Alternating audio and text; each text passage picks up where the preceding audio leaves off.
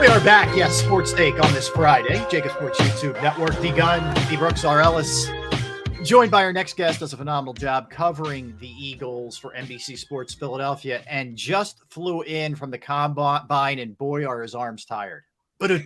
Oh, geez. Is this thing on? It must be just happened. That just happened. What? It has to be Friday. It has to be Friday. Dave, sorry for the bad joke, man. I don't know. I don't know what came over me, but Dave Zangaro. Dave, welcome to the show, man. How we doing? I'm all right, guys. How are you? Good to see first, you. First, let's get to the important stuff first. Did you get the St. Elmo's out there? Gunner was wondering. I don't really do the St. Elmo's thing. What? Whoa.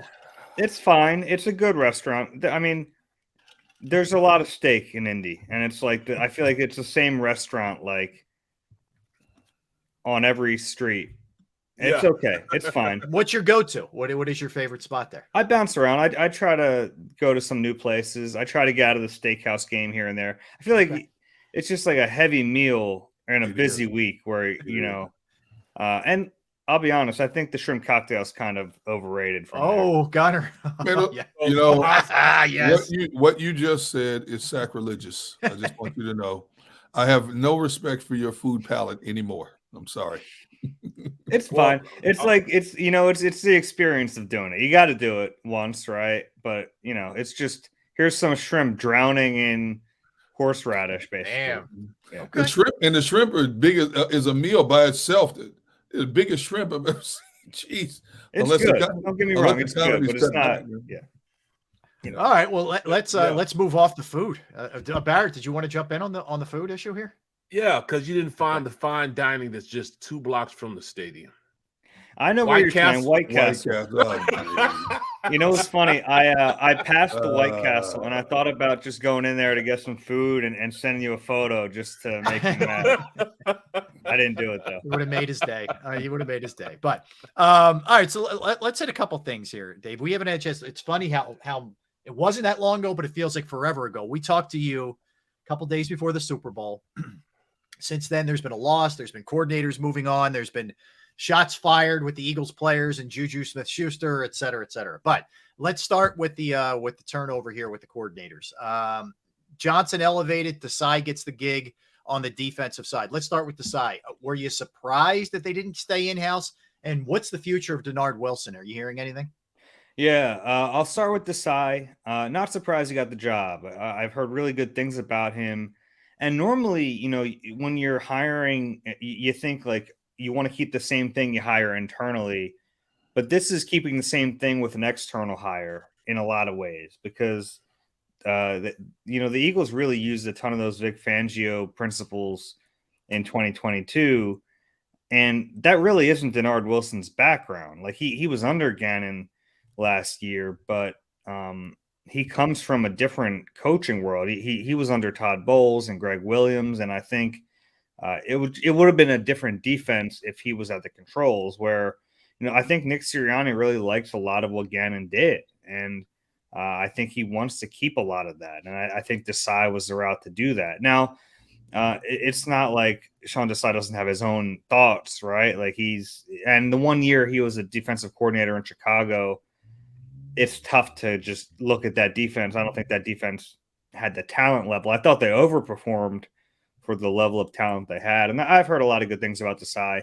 As far as Denard Wilson, I think it will be tough for him to be back, given that he got passed over for the job, given that his players were so vocal in their support for him. And I don't think it was just defensive backs. I think a lot of players in that building really like Denard and think he'd do a good job. I think he would too. I mean, I think he's going to be a defensive coordinator one day. I don't know if it I don't know how tenable the situation is for him to be back this year. Mm-hmm. Well, is that like, do you think it's like a product like a Deuce, what Deuce did and how he was passed over so many times, he just had to go and basically, spring roots somewhere else? Yeah, a little bit. The problem here is that the process is so late. Look, coaching staffs can find a spot for a good coach they want. They'll just make up a title and bring him on. I don't know if he'll get if he were to leave and go somewhere else, I don't know if it will be a defensive backs coach, because a lot of those spots are already filled. And that's also the problem with, this whole process happening late, is now Desai has to figure out who his linebackers coach is going to be. Mm-hmm. And he have to figure out defensive backs if Denard isn't back. And, a lot of those good coaches already have jobs elsewhere. So they can still do it. And I think Desai is going to have a big, I don't know if it'll just be his decision, but I think he's going to have a lot of input there. Hey, Dave, for a lot of people who don't know, when we watch the combine on TV, it's all this access, NFL Network, ESPN, but there are a lot more people who don't have that kind of access like them. Give a perspective of just how limited your access is to the combine in general, and by the same token, what you gain by being there. Yeah, that's a good question, because so many people think of the combine and think of like the on-field drills. Yep. And honestly, that's not even in my job there. Mm-hmm. I mean, I'm leaving as the on-field stuff begins. It's not why I'm there. The combine is not just a draft event; it's an NFL event, and it's the closest event to free agency, and that's really one of the biggest reasons reporters who cover the NFL are there. Now, there are a lot of reporters who cover the draft specifically or cover college, and they're talking to prospects, and they're worried about the on-field. And it's not that I'm not, but I'm more worried about what the Eagles are going to do this offseason. So talking to Howie Roseman, talking to Nick Sirianni, very valuable. Catching up with Shane Steichen and Jonathan Gannon, also very valuable. And then it's putting in the work behind the scenes with relationships. It's getting some FaceTime with decision makers in the NFL, peripheral people. That's really why I go out there. It's not as much about the college prospects, and I don't want to lose them completely, because part of it is, but to me, it's more about, from my perspective, it's about trying to figure out what the Eagles are going to do and getting some time with those people who make those decisions. Hence, that's why they don't send me. They don't send me, because I would be more focused on the draft prospects, what they can do, what they could bring to the team, as opposed to coaches and what agents are saying and all that type of stuff. Man, you be sitting at White Castle for 5 hours. Bro, there's only so many White Castles you can eat. You got to go out there and do your job, man. You got to do your job, man. Oh my you God. thought I was going to say, no, that's not it. But yes, there is stuff, that you can't get accomplished in Indianapolis. I just know that, White Castles is a huge, huge thing there. So you got to fuel up, is what you're saying. If you're going to work as hard as Barrett would work, you got to get some food in the tank. Exactly. Can you imagine that? My whole per diem will be White Castle. The company would actually be thrilled with that. You'd end up spending $15 for 5 days. I would put $75 worth of White Castles in me, bro. You can believe that each day. Dave, curious, Howie made it pretty, he didn't really play around. Like, hey, we're not gonna be able to re-sign everybody. And it's not that we all didn't, know that with the volume of players, but what is your, I don't know, sense of what direction they may be going here? Was there any kind of tell there for you that he's leaning more towards this or more towards that, or is it just really up in the air right now? Who's going to be back and who isn't? I don't think it's completely up in the air. I think they clearly have some ideas in mind. I thought it was a preemptive strike from Howie in a way that, like, we all kind of know, if you're realistic and you look at the names, that you're not going to be able to bring all these guys back. But I think that was kind of a signal from him to fans, like, hey, like, this is what it's going to be, and we're going to lose some really talented players. There's just no way around it. I look at, like, which players are you going to prioritize? I think C.J. Gardner-Johnson is near the top of the list. For a few reasons. One, because he is a young enough player that you can sign him for a long-term deal and have some confidence that he'll be the same player in the third year of that deal that he will be in the first, at least from a physical standpoint. And he's still ascending, presumably, as a safety after having played it 1 year. I know there's been a lot of talk about the franchise tag with him. I get the sense that that's not likely. I think if he's back here, it's going to be on a long-term deal that they work out.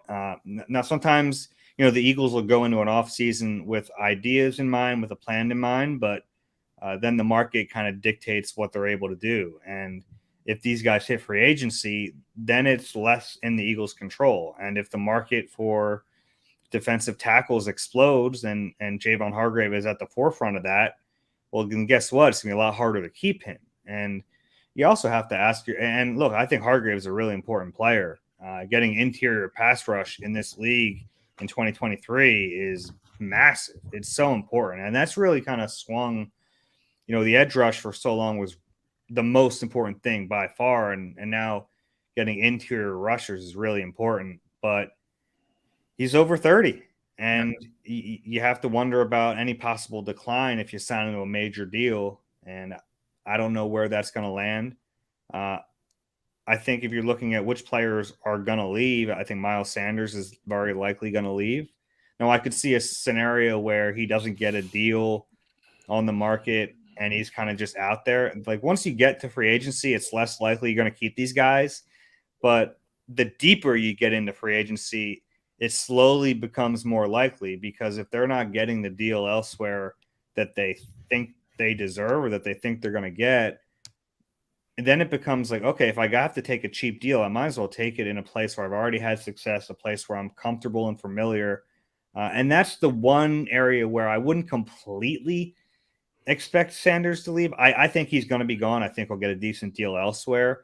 But if he's out there for a few weeks and there's just really nothing, then I think the Eagles would be opportunistic and welcome a player like him or some of these other guys. Like, if TJ Edwards doesn't get the deal elsewhere, I could see like those types of players coming back. If they have to play somewhere for cheaper than they want, they might as well do it in Philly. Dave, Fletcher Cox will be back because of that. Yeah, well, that's the only way he comes back. Dave, I've said that I wouldn't be surprised if the Eagles decide they want to follow suit similar to what Kansas City did, is get a lot younger on their defense. You already have redshirt freshmen waiting in the wings in the Kobe Dean, Jordan Davis, so on and so forth. And because you had so many big name players on that defense, you got to pay that quarterback. And C.J. Gardner-Johnson is your priority on defense to bring back. You may have to get a lot younger in some positions, which means a lot of the players that were considered just backup and bit players could be prominent players. And then, of course, you have 4 of the first 94 picks in the draft that you can build with as well. So that's not out of the realm of reality that this team would get a lot younger on that side of the ball. Yeah, younger and cheaper. Yes. Yep. Because you look at, I think you just look at the way things are on offense, they're not as in flux because they have these guys under contract, whether it's A.J. Brown, we think soon to be Jalen Hurts with that massive deal. Lane Johnson, we think Kelsey will probably, I don't want to speak for him. I think he'll probably be back. You have Jordan Mailata on a big deal, Dallas Goedert. So you have all these big contracts on the offensive side of the ball. You have to balance it out. And the way you do that is get cheap talent on defense. And it's not like everyone's cheap. You still have Josh Sweat, you have Hassan Reddick, but they're going to need young players on rookie deals to play big roles.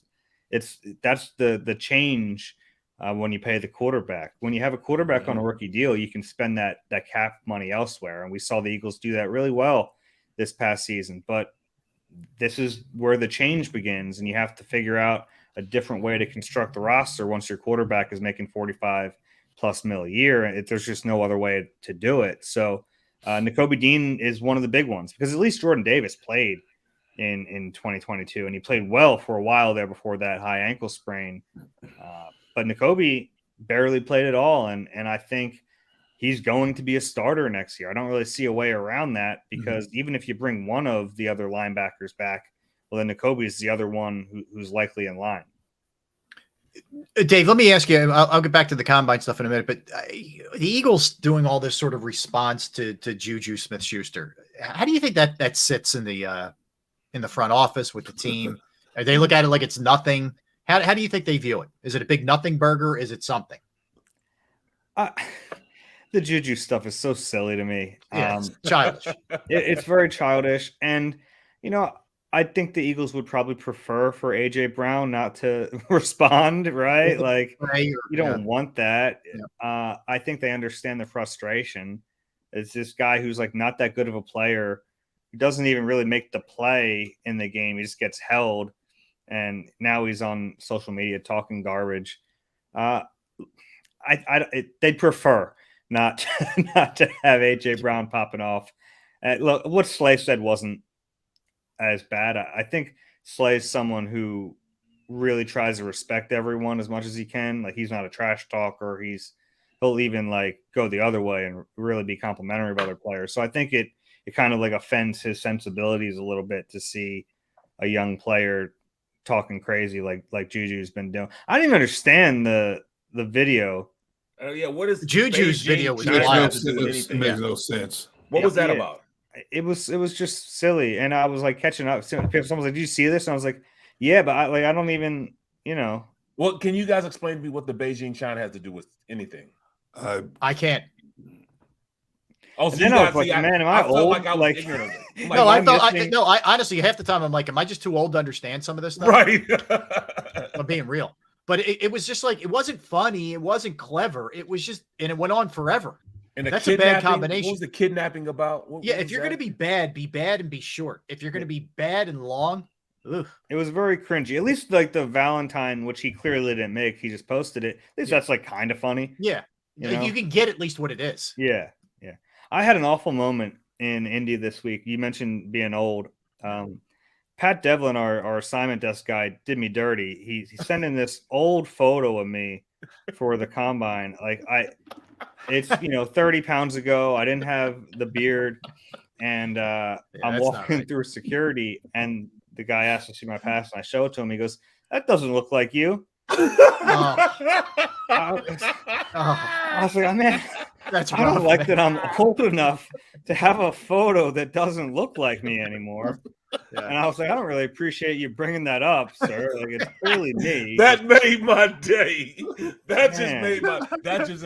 Dave, you just made my day. I couldn't believe you called me out like that as I'm walking. That's through cold. the That street. is cold, man. Yeah. Oh my God. Well, hey, let me ask you this, Dave. When you were out there, you were intermingling with Howie. Did you bring up anything about him staying at pick number 10, or you think he's going to move it? With how, like, we don't even have to bring it up with him. He's. I'd be the most shocking thing in this draft would be if they stay at 10 and 30 and take players.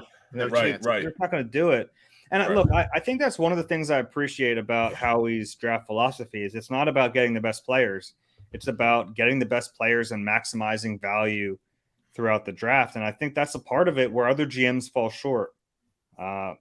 Howie doesn't. He's always trying to squeeze every last drop out of the draft that he can. And it doesn't mean he's always going to hit on the actual players. We've seen that plenty of times where he just picks the wrong guy. But I think their strategy of trying to maximize the value makes sense. And like you can play out every scenario. Like they need mid-round picks, right? They don't have anything in those fourth, fifth, sixth rounds. So Yeah.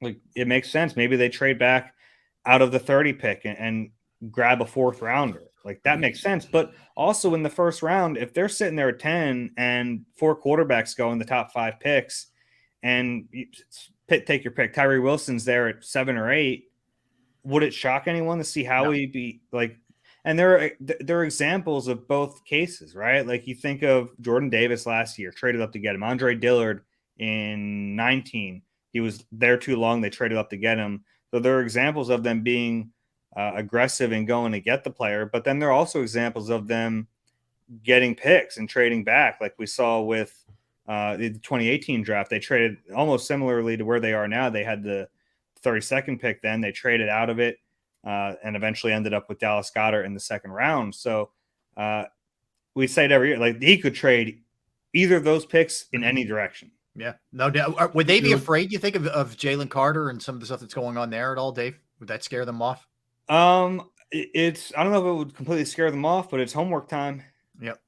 It's you got to figure out. You got to figure out like how isolated is this one incident? Is there a pattern of immaturity? Is there a pattern of, has this guy been a problem at all?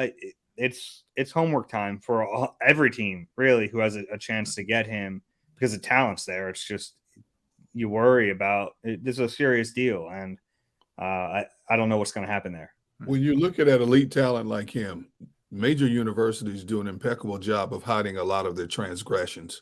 and that makes organizations have to dig that much deeper to try to find what they've hidden over the course of his college career. But going back to your other perspective a moment ago, how he may or may not do in the first round, wherever they pick in the first round, would you agree or disagree that it's imperative that first pick is at a cornerback spot? We know Bradbury's not coming back through that door. They've got to restock the cupboard in that regard. And again, going back to getting younger to get better, would you start at the cornerback spot if you were picking? It's funny. I think there's a good chance you can get a good corner with that second first round pick too. So like we're going to focus on really the top 3 corners. I think kind of a consensus here is that it's in whichever order you want: Devin Witherspoon, Christian Gonzalez, and Joey Porter. But I really like Cam Smith from South Carolina. Like I think he's a possibility. I know Ringo, he's going to be very polarizing. He's going to run tonight, and he's probably going to blow the doors off the place. But I don't know. Yes, he is. But there's some inconsistency there that you'll wonder about. But there are good corners. I think it's deeper too than people realize. Like I think you can get a good corner in this draft in the first few rounds, but like in any position, you can really get one of the top ones. Like if Devin Witherspoon's there at 10, you don't hate that, right? Like he's a really good player, might be the best corner in the draft. And he is the best corner. Depending on how the Eagles rank these guys, their top corner could be there at 10. I know the history. We know they haven't taken one in the first round since 2002, but I think there are reasons to do it. And one of those reasons is that cornerbacks last few years playing well as rookies. Yeah. This is a position where this is a position where it used to be, it would take a while.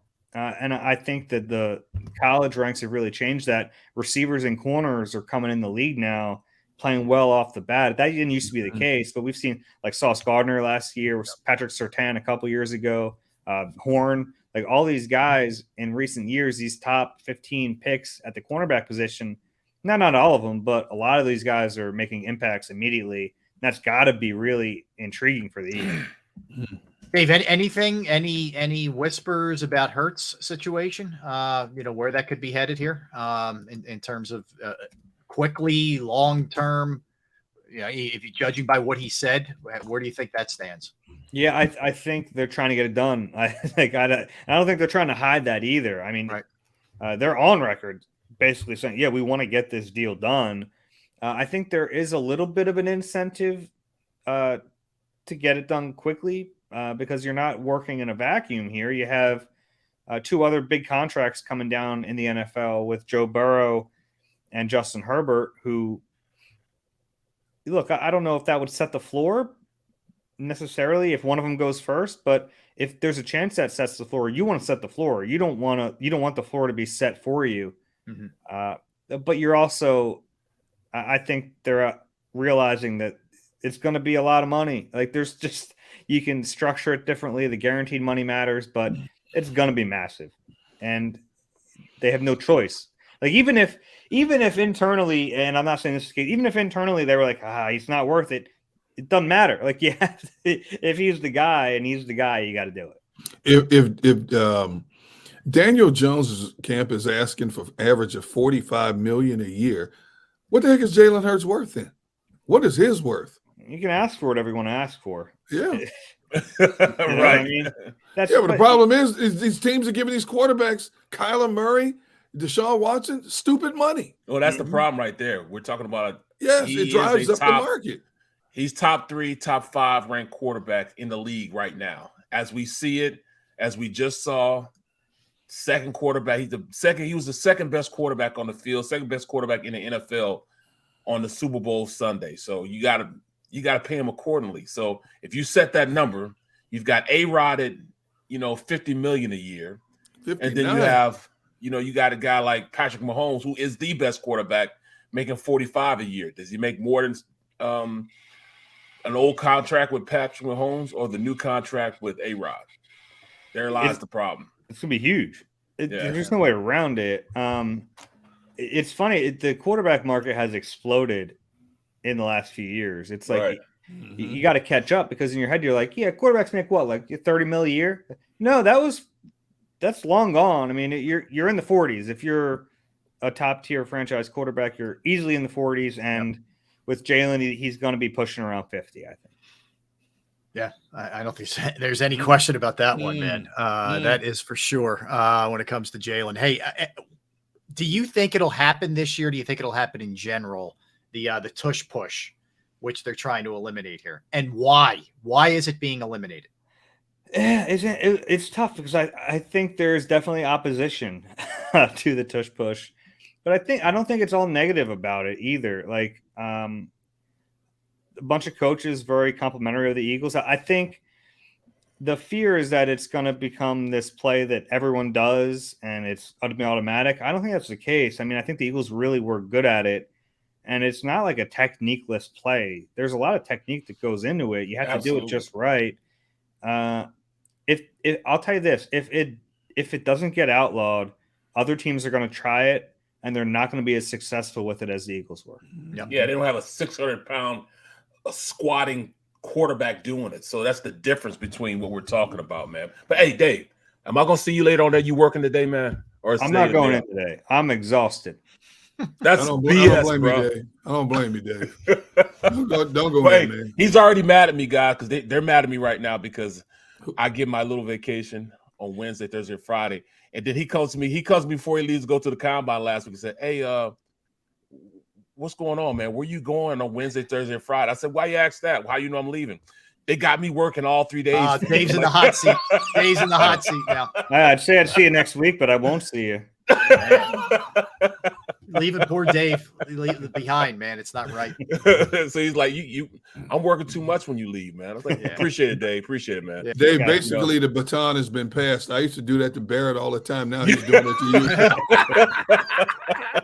Hey, as soon as that NFL schedule would come out, oh, heck yes. He would have 15 minutes later his list of days, making sure he gets the whole off week, the bye week off. And I can't take West off Coast because I got to be there. That's right. I'm headed to the West Coast like clockwork.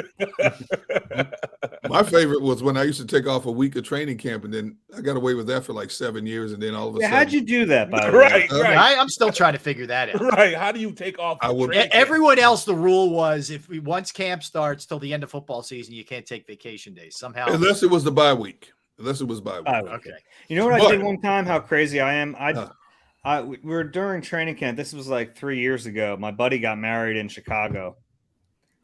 So I, after a training camp practice, went and showered at our old office up on Columbus. This is where we had a shower. So I went there, hopped in the shower, flew to Chicago, took an Uber to the venue, out all night, went to the airport, flew home, went right to the NovaCare complex for a training camp practice. Oh. He didn't sleep, man.